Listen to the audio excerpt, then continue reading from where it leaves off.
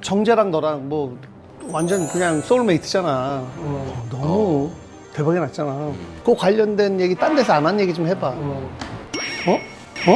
뭐 지금 약간 사이가 안 좋아졌으면 서류에 대한 기대는 정우성, 이정재는 우리나라 대표 연예계 브로맨스다. 보통 비즈니스로 가기 쉬운 사회생활 이후 친구, 그것도 각개인의 부침이 심한 연예계에서 이렇게 30년 우정을 향해 간다는 건 흔치 않은 일이다. 당연히 통하는 부분이 많기에 가능했겠지만 다음 세 가지 이들만의 특별한 이유가 없었다면 이 정도는 불가능했지 않았을까 싶다.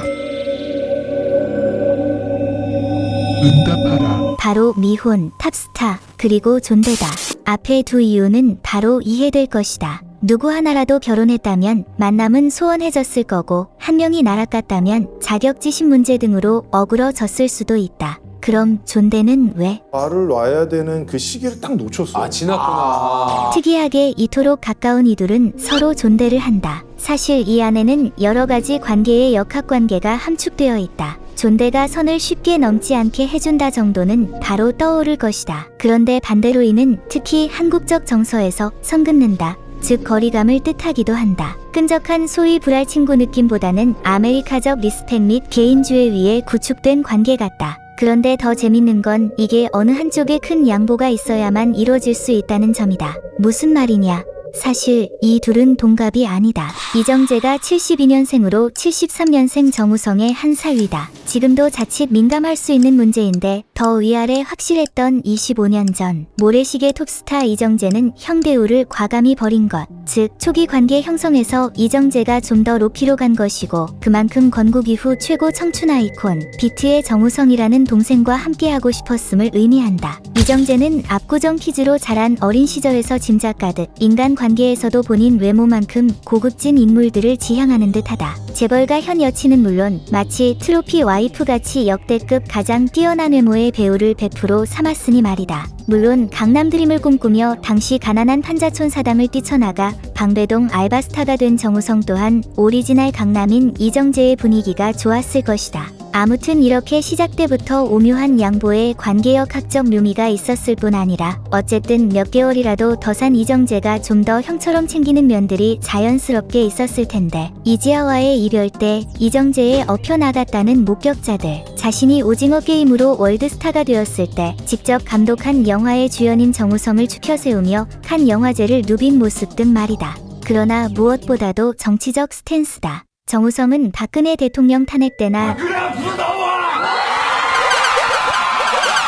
난민 발언 등을 통해 적극적으로 자신의 정치색을 드러내왔다. 어차피 난민이 니네 동네 살지 우리 동네 사는 건 아니잖아. 문제는 같은 정치 포지션이어도 한쪽이 적극적으로 나오면 다른 한쪽은 부담이 될 수 있다는 점이다. 특히 한 명은 탑스타를 넘은 월드스타인데다 이 둘의 관계 또한 너무나 유명한 상황에서는 더 그렇다. 심지어 정우성처럼 적극적으로 드러내지 않지만 이정재의 스탠스는 중도에서 우파 쪽에 가까워 보인다. 특종 찾는 언론의 질문 표적이 되기 딱 좋은 것이다. 그러나 지금까지 정우성의 모든 정치적 횡보에도 둘의 브로맨스는 단단하기만 했기에 또 한 번 이정재의 형으로서의 넓은 배포만 증명하는 꼴이 아니었나 싶었다.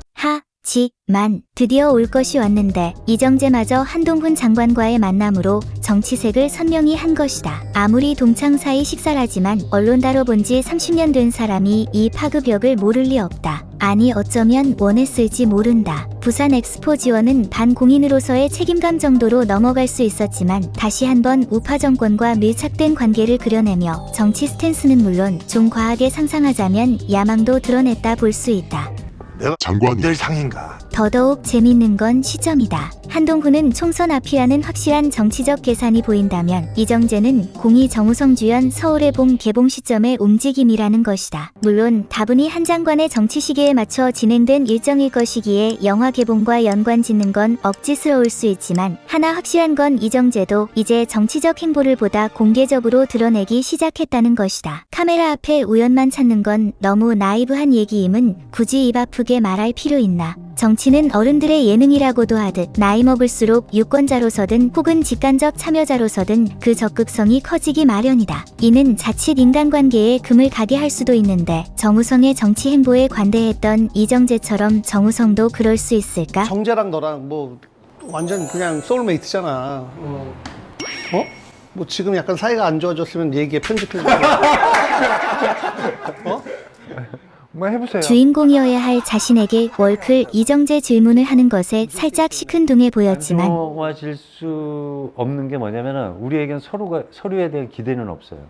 존중은 있지. 후에는 리스펙으로 어쨌든 마무리. 그냥 카메라 앞 사무적 답변이라기엔 어쨌든 30년 우정이 보증해주기도 한다. 그런데 뭔가 영상에서 예전보다 묘한 긴장 관계가 느껴지는 건 과민한 반응일까? 좌파 관객층을 가장 큰 타겟으로 하는 영화 개봉 전이라 좀 더 스탠스를 확실히 하고 싶었을까?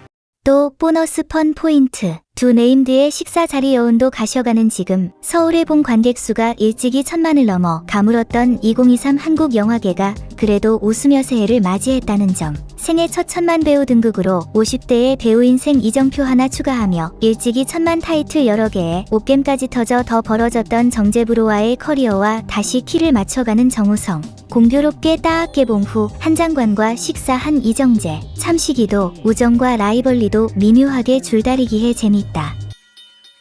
어쨌든 이 모든 흐름 속에 안전선만은 확실하니 안심은 된다. 바로 돌아 존대다. 수상을 했어요. 정우성이 다시 올라가니 그것도 플러스다. 물론 선 긋는다지만 사실 볼 거 못 볼 거 다 한 사이 아니겠나. 25년의 무게다 무게. 심지어 경제 공동체다. 자본주의 세상, 금융치료 못 참는다고 한동훈과의 만남 이후로 이미 이전부터 건물 등 여기저기에 공동투자해오던 둘의 또 다른 공동투자가 알려졌고 그 주식이 떡상했다. 이렇게 보니 거의 부부다 부부.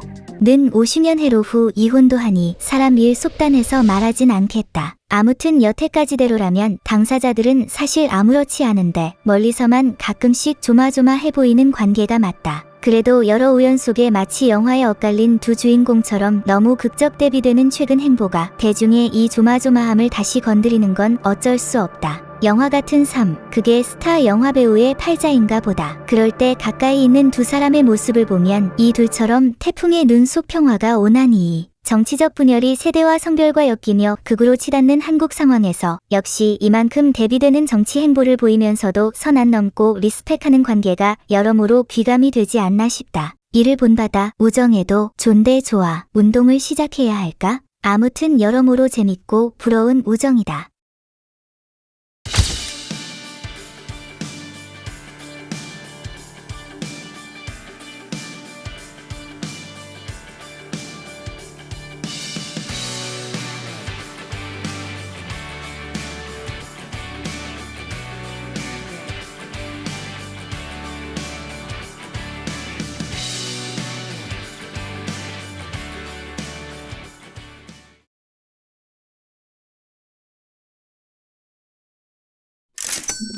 구독, 좋아요, 연외계